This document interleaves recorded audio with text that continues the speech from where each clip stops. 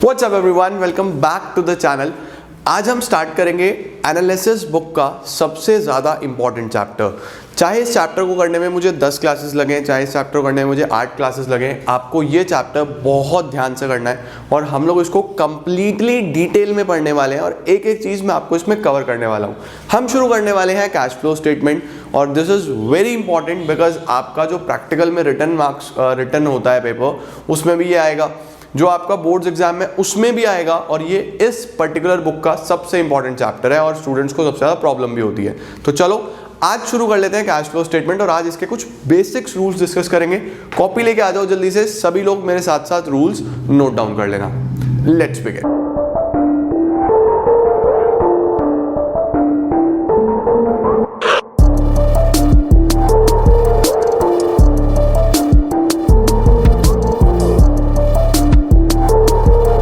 तो मेरे साथ साथ सब लोग हेडिंग डालेंगे cash flow statement.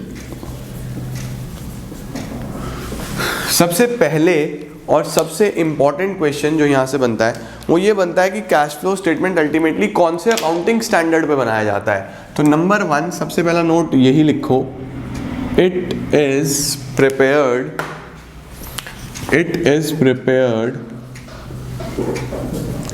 as per accounting standard 3rd revised। Accounting standard 3 पे बेस्ड होता है हमारा cash flow statement. Point number 2, ये सभी इंपॉर्टेंट नोट्स हैं जो आपको नोट करने हैं मेरे साथ साथ और आज की क्लास में हम सिर्फ नोट से लिखने वाले हैं, फिर 1 बाय 1 इन्हें समझने की कोशिश करेंगे। Number 2, cash flow statement, short में लिख रहा हूँ CFS। Cash flow statement can be prepared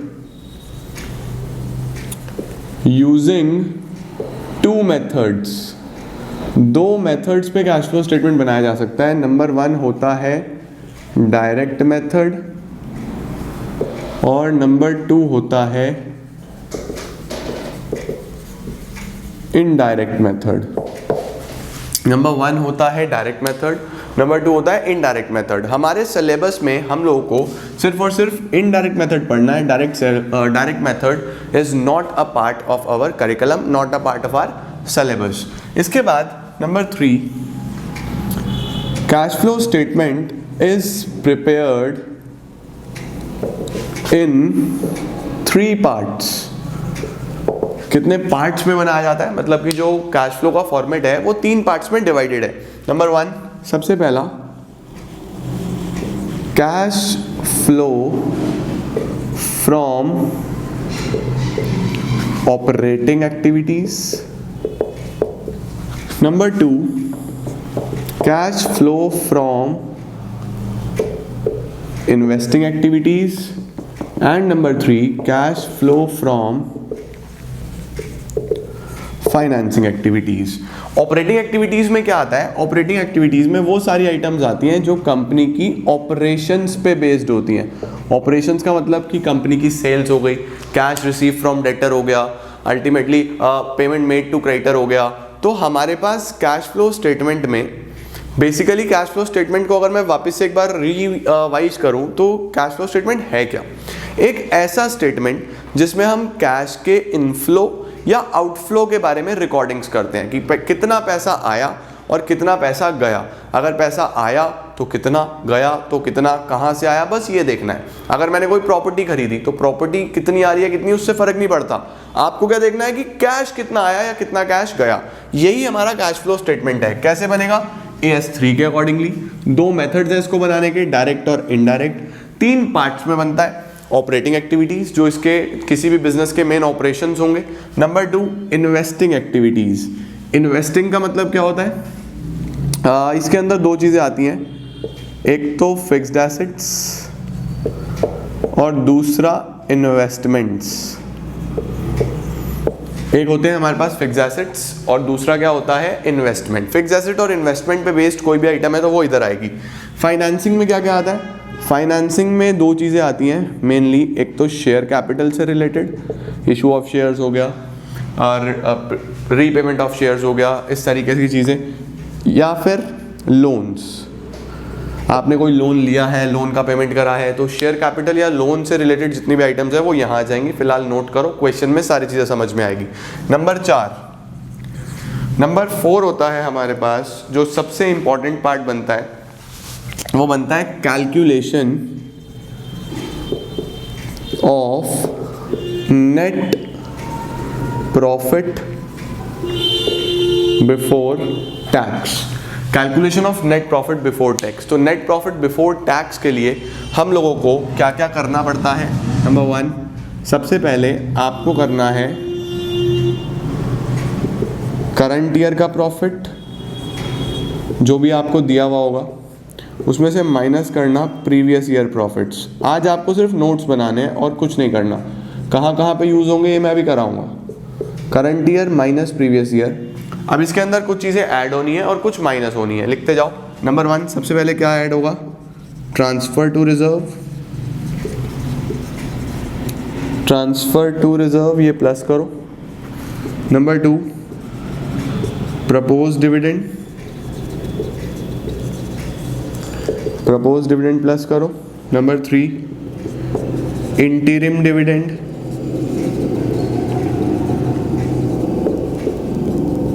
number 4, provision for tax, ये भी प्लस होगा। फिर जो वैल्यू आएगी इसमें से माइनस करना refund of tax. Refund of tax. तो हमने क्या क्या करना है? हमने basically current year minus previous year, इसमें क्या क्या जोड़ना है? ट्रांसफर टू रिजर्व, फिर propose dividend, interim dividend, provision for tax. जो भी वैल्यू आएगी उसमें से माइनस करेंगे refund of tax. Refund of tax minus करके जो वैल्यू आएगी, यही होता है हमारे पास नेट प्रॉफिट बिफोर टैक्स। यही हमारे पास नेट प्रॉफिट बिफोर टैक्स होता है, हमें यही चाहिए होता है कैश फ्लो में प्रोसीड करने के लिए। तो ये हमारा सबसे पहला आइटम है जिसकी हमें ज़रूरत पड़ती है, calculation of net profit before tax. इसका जल्दी से स्क्रीनशॉट लो, फिर हम लोग आगे की तरफ चलते हैं। इसका स्क्रीनशॉट ले लो। अब इंपॉर्टेंट एडजस्टमेंट्स की तरफ चलते हैं। 4 पॉइंट्स हमारे हो चुके हैं। 5th पॉइंट का हेडिंग डालूंगा मैं।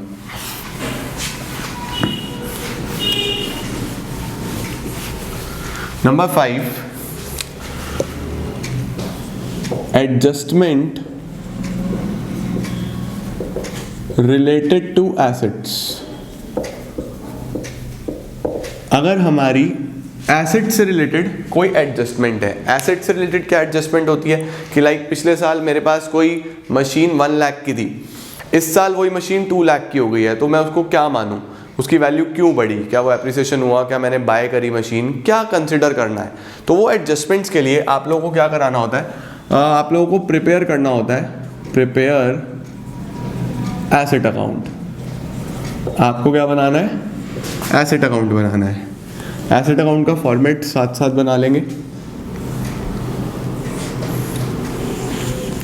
यहाँ पे आता है टू बैलेंस ब्रॉट डाउन, ये ओपनिंग बैलेंस होता है। बाय बैलेंस कैरिड डाउन, ये क्लोजिंग बैलेंस होता है।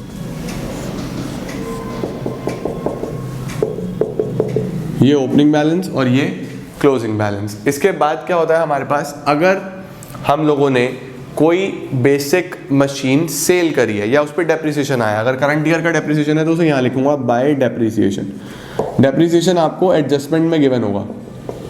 ये डेप्रिसिएशन आपको कहाँ गिवन होगा? एडजस्टमेंट में। आपको ये इधर ही लिखना है, बाय डेप्रिसिएशन। मशीन बिकी तो बाय बैंक। ये क्या है हमारे पास? ये है सेल। अगर लॉस हुआ तो by statement of P&L, statement of profit and loss. अगर आपने क्लास 11th में डेप्रिसिएशन पढ़ा हो तो वहाँ पे भी हम एसेट अकाउंट बनाते थे। जब बिकता था तो 3 चीज़ें लिखते थे, by bank, by dep, by PL। वही चीज़ है, वही हम यहाँ पे कंसिडर कर रहे हैं। ये है मेरे पास लॉस, ये है करंट ईयर का डेप्रिसिएशन। अब हमें क्या करना है? हमें इधर का टोटल करना है, ये टोटल माइनस करना है। यहाँ पे अगर बैलेंस आ रहा है, लेट सपोज ये बैलेंसिंग फिगर इधर आ रही है, तो उसको क्या बोलूँगा? To bank. और ये है क्या? ये होता है परचेज। ये क्या होता है? परचेज, बैलेंसिंग फिगर अगर इधर आए तो इसको परचेज बोलते हैं। और ये जैसे लॉस इधर आया था, अगर ये एसेट बेच के प्रॉफिट हुआ तो वो प्रॉफिट इधर लिखेंगे हमेशा, to statement of P and L. ये भी 11th वाला कॉन्सेप्ट है, statement of profit and loss. Statement of profit and loss क्या होता है? Statement of profit and loss ये हमारा प्रॉफिट होता है, ये हमारा प्रॉफिट होता है। अब इसको कहाँ कहाँ पे एडजस्ट करना होता है कैश फ्लो स्टेटमेंट में, वो कैसे होता है वो मैं बाद में समझाऊंगा, लेकिन नोट कर लो साथ साथ। ये लॉस जो है ये ऑपरेटिंग एक्टिविटी में प्लस करा जाता है, सेल इन्वेस्टिंग एक्टिविटी में प्लस करा जाता है, डेप्रीसिएशन ऑपरेटिंग एक्टिविटी में ऐड करा जाता है, बैलेंस कहीं नहीं जाता, परचेज इन्वेस्टिंग एक्टिविटी में माइनस करा जाता है, और गेन ऑपरेटिंग एक्टिविटी में माइनस करा जाता है। तो ये आपको साथ साथ नोट डाउन करके चलना है कि कौन सी चीज़ कहाँ आती है। करेक्ट। अब इसके अंदर 5th में ही केस नंबर 2 बनेगा। Case number 2, if along with asset balance of provision for dep is also given. अगर एसेट के बैलेंस के साथ साथ प्रोविजन फॉर डेप्ट का बैलेंस भी गिवन हो, हमें तो क्या करना है, तब हम कैसे कोई भी चीज़ ट्रीट करते हैं। तो देखो, अगर हमारे पास इसके अंदर एसेट के साथ साथ प्रोविजन का भी बैलेंस गिवन है, तो उस सिनेरियो में आपको 2 अकाउंट्स बनाने हैं। कितने अकाउंट्स बनाओगे? 2। एक तो ये एसेट अकाउंट बनेगा, एक तो क्या बनेगा, नंबर 1 एसेट अकाउंट, और दूसरा हम लोग बना लेते हैं प्रोविजन फॉर डेप्ट अकाउंट। दूसरा क्या बनता है? Provision for dep account. Provision for dep account कैसे बनता है? प्रोविजन फॉर डेप्ट अकाउंट का क्या क्या चीज़ें आती हैं, उसके लिए जल्दी से आप ये वाला अकाउंट बनाएंगे।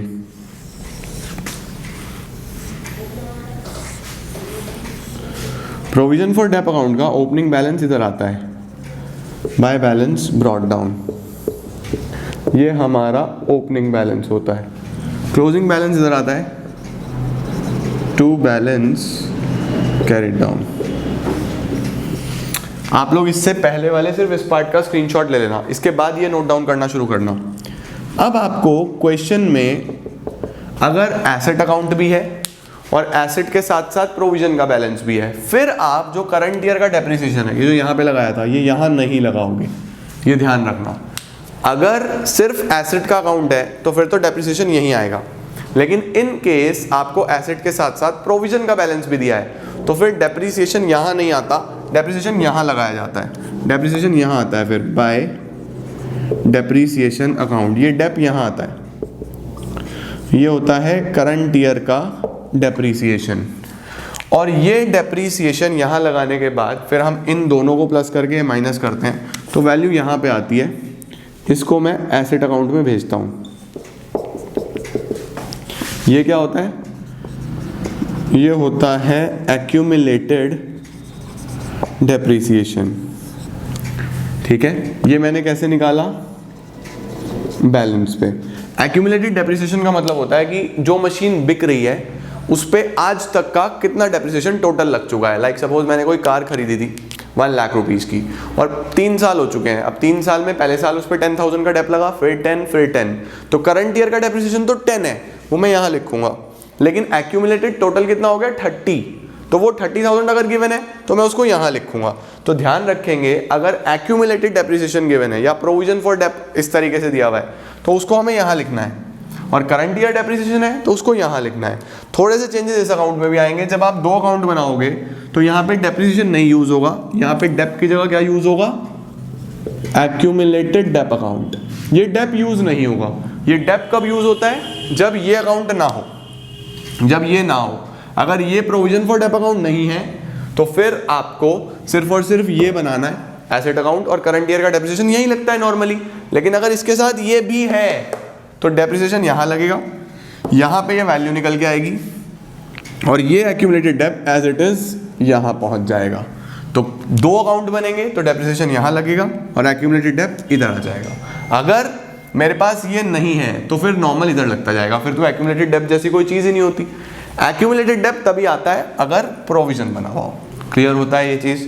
जल्दी से इसका स्क्रीनशॉट ले लो और अब हम आगे चलते हैं। इसका स्क्रीनशॉट लो। अब चलते हैं नेक्स्ट एडजस्टमेंट पे। ये एडजस्टमेंट सबसे इंपॉर्टेंट थी मशीनरी वाली। इसके क्वेश्चंस प्रैक्टिस करेंगे अच्छे से अगली क्लास में। अब मुझे लिखना है point number 6। Point number 6, point number 6 है adjustment for provision for tax. Provision for tax का क्या एडजस्टमेंट होता है? देखो, प्रोविजन फॉर टैक्स के भी आपके पास दो ट्रीटमेंट हो सकते हैं। सबसे पहला, if only balances are given and no adjustment is given. मुझे बस बैलेंस दिए हुए हैं कि 2017 का इतना, 18 का इतना। कैश फ्लो में हम लोग हमेशा 2 साल के बैलेंस कंसिडर करते हैं। मुझे बस बैलेंस दिए हुए हैं, एक पिछले साल का और एक करंट ईयर का, बस ऐसे लिखा हुआ है। तो उस सिनारियो में कोई एडजस्टमेंट नहीं है, तो मुझे क्या करना है? उस सिनारियो में मैं जो प्रीवियस ईयर का बैलेंस होता है, प्रीवियस ईयर के बैलेंस को मानता हूँ टैक्स पेड। प्रीवियस ईयर के बैलेंस को क्या मानता हूँ? Tax paid. और जो बैलेंस करंट ईयर का होता है उसको हम मानते हैं प्रोविजन फॉर टैक्स। उसको हम क्या मानते हैं? Provision for tax. तो अगर कोई बैलेंस हमारे पास पिछले साल का है तो पिछले साल वाले को टैक्स पेड मान लो, इस साल का है तो उसे प्रोविजन मान लो। टैक्स पेड को क्या करना है? टैक्स पेड ऑपरेटिंग एक्टिविटी में सबसे नीचे माइनस हो जाता है और provision for tax net profit before tax में प्लस होता है। ये अभी मैंने आपको नेट प्रॉफिट बिफोर टैक्स लिखवाया था, वहीं पे प्लस करवाया था प्रोविजन फॉर टैक्स। ठीक हो गया? अगर इसी में केस 2 बनाऊं, if adjustments are also given, आपको एडजस्टमेंट भी दी हूं। एडजस्टमेंट कितनी हो सकती है इसके अंदर? एडजस्टमेंट सिर्फ 2 हो सकती हैं। पहली एडजस्टमेंट आपको टैक्स पेड गिवन हो, या फिर दूसरी एडजस्टमेंट आपको प्रोविजन फॉर टैक्स गिवन हो कि बैलेंस तो है ही, बैलेंस के साथ साथ इन दोनों में से कोई एक चीज गिवन है, इन दोनों में से इसको एडजस्टमेंट कंसिडर करूंगा। तो उस सिनेरियो में फिर आप प्रोविजन फॉर टैक्स का अकाउंट बनाओगे। प्रोविजन फॉर टैक्स का अकाउंट बनाएंगे उस सिनेरियो में। अकाउंट कैसे बनता है? मैंने जितने भी अकाउंट्स बनाए हैं यहाँ पे पर्टिकुलर अमाउंट आप लोग लिख लेना, ये आपकी जिम्मेदारी है। प्रोविजन फॉर टैक्स कैसे बनेगा? सबसे पहले इधर ओपनिंग बैलेंस लेंगे, बाय बैलेंस ब्रॉट डाउन, ये ओपनिंग प्रीवियस ईयर वाला बैलेंस, ये होता है ओपनिंग बैलेंस। उसके बाद इधर लेंगे closing balance, to balance brought down, carried down. अब अगर टैक्स पेड गिवन हुआ तो ये बैलेंस में निकलेगा, प्रोविजन गिवन हुआ तो टैक्स पेड बैलेंस में निकलेगा। इन दोनों में से एक चीज बैलेंस में निकलेगी। टैक्स पेड दिया है तो उसको इधर लिख देना टू बैंक, ये होता है टैक्स पेड, इधर लिख देना। तो फिर इसका टोटल करके ये माइनस कर लेना, यहाँ पे प्रोविजन आ जाएगा बाय स्टेटमेंट ऑफ P&L के नाम से, स्टेटमेंट ऑफ P&L, ये प्रोविजन फॉर टैक्स निकल आएगा। ये होता है प्रोविजन फॉर टैक्स। कैसे निकाला मैंने ये? बैलेंस में। अगर प्रोविजन फॉर टैक्स गिवन है तो उसको आप इधर लिख देना, फिर ये 2 प्लस करके ये माइनस कर देना, तो ये बैलेंस में निकल आएगा। इन दोनों में से एक चीज गिवन होगी, ये गिवन है तो ये बैलेंस में, ये गिवन है तो ये बैलेंस में, यही इसका एडजस्टमेंट है। फिर अब बैलेंस कहीं पोस्ट नहीं होते। प्रोविजन फॉर टैक्स को क्या करना है आपको बताइए, नेट प्रॉफिट बिफोर टैक्स में प्लस कर दो, और टैक्स पेड को क्या करना है आपने, टैक्स पेड हम ऑपरेटिंग एक्टिविटी में माइनस कर देते हैं। जल्दी से इसका स्क्रीनशॉट ले लो, काफी इंपॉर्टेंट एडजस्टमेंट है ये। इसके बाद नंबर 7 लिखेंगे हम लोग।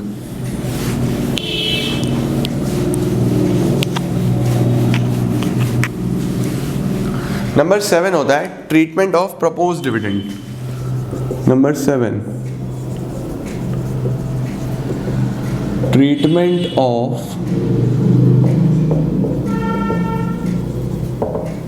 Proposed dividend. प्रपोज्ड डिविडेंड में ये आपको कहाँ गिवन होगा? ये आपको गिवन होता है कॉन्टिंजेंट लायबिलिटी में। ये आपको कहाँ गिवन होता है? कॉन्टिंजेंट लायबिलिटी में। पहले इसका अकाउंटिंग ट्रीटमेंट चेंज होता था, अब चेंज होता है। पहले ये आपको प्रोविजंस में मिलता था, अब प्रोविजंस में नहीं मिलता, कॉन्टिंजेंट लायबिलिटी में मिलता है। कॉन्टिंजेंट लायबिलिटी में अगर ये है तो आपको दो बैलेंसेस दिए होंगे, एक प्रीवियस ईयर का बैलेंस और एक करंट ईयर का बैलेंस। आपको क्या करना है? करंट ईयर के बैलेंस को बिल्कुल बढ़िया तरीके से इग्नोर कर देना। करंट ईयर के बैलेंस को बिल्कुल क्या कर देना है? इग्नोर कर देना है। और जो पिछले साल का बैलेंस है इसी को आपने डिविडेंड पेड मानना है और इसी को आपने प्रपोज डिविडेंड मानना है। कैसे लिखा जाता है, कैसे चलता है, वो क्वेश्चन में कराऊंगा। आज सिर्फ नोट्स बना रहे हैं हम लोग। प्रीवियस ईयर के बैलेंस को डिविडेंड पेड, और डिविडेंड पेड को क्या करते हैं हम लोग? फाइनेंसिंग एक्टिविटी में माइनस कर देंगे और प्रपोज डिविडेंड को नेट प्रॉफिट बिफोर टैक्स में प्लस करते हैं। नेट प्रॉफिट बिफोर टैक्स को मैं पूरे चैप्टर में एनपीबीटी ही बोलूंगा, net profit before tax NPBT. ठीक हो गया? ये हमारा ट्रीटमेंट ऑफ प्रपोज डिविडेंड आ गया। नंबर 8, मार्कर को भी भूख लग गई है, खत्म हो गए हमारे मार्कर।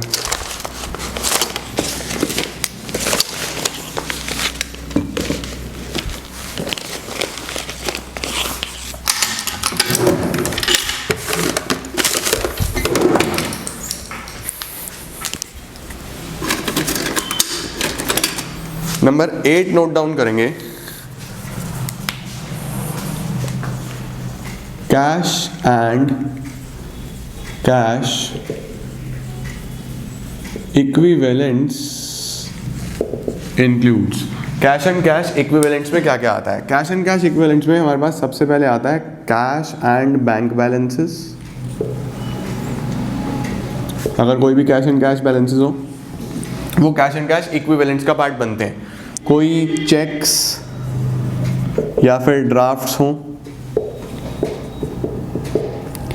किसी तरीके की कोई करंट इन्वेस्टमेंट हो या फिर करंट इन्वेस्टमेंट ही लिखा हो, और मार्केटेबल सिक्योरिटीज। आपको अगर कहीं पे भी ये 4 शब्द दिखाई दें तो ये चारों ही हमारे पास किसका पार्ट बनते हैं? कैश एंड कैश इक्विवेलेंट्स का पार्ट बनते हैं। इसके बाद नोट नंबर 9। नोट नंबर 9 में हमारे पास कुछ इंपॉर्टेंट पॉइंट्स याद रखने हैं आपने। Important points to remember. Important points to remember में नंबर 1 सबसे पहला, overdraft is considered as a loan. Cash flow statement में आपसे जब भी ओवरड्राफ्ट, बैंक ओवरड्राफ्ट गिवन हो तो उसको लोन कंसिडर करना है। Number 2, if value of intangible asset is increased, ऊपर एरो का मतलब है इंक्रीज्ड। अगर इंटेंजिबल एसेट की वैल्यू बढ़ी है तो उसको आपने क्या कंसिडर करना है? परचेज। Purchase of asset. कौन सा एसेट? Intangible asset. लेकिन if value of intangible asset is reduced, कम हुई है, तो आपको इसको मानना है इंटेंजिबल एसेट रिटर्न ऑफ। इसको क्या मानना है हमने? Intangible asset return of. अगर हमने इंटेंजिबल एसेट खरीदा है तो ये इन्वेस्टिंग एक्टिविटी में माइनस में लिखते हैं। कोई भी एसेट खरीदा, पैसा गया, माइनस में लिखते हैं। और अगर राइट ऑफ हुआ तो ऑपरेटिंग एक्टिविटी में ऐड कर देंगे, प्लस कर देंगे। जल्दी से इसका स्क्रीनशॉट ले लो,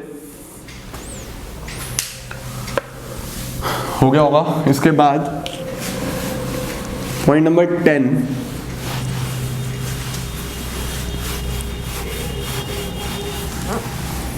पॉइंट नंबर 10 पे हमारे पास आता है